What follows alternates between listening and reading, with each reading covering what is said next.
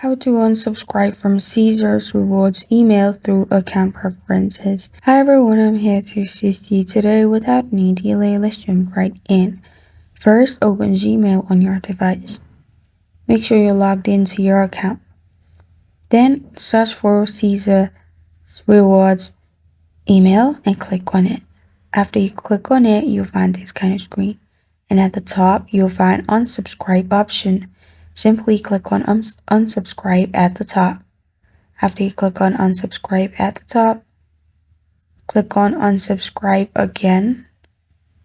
After you've clicked on unsubscribe again, it will be unsubscribed and you will not get email from Caesars Rewards again.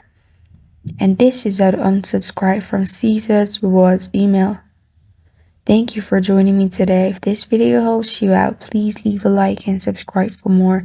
Got a question or want to suggest a topic? Comment below. Thank you for watching.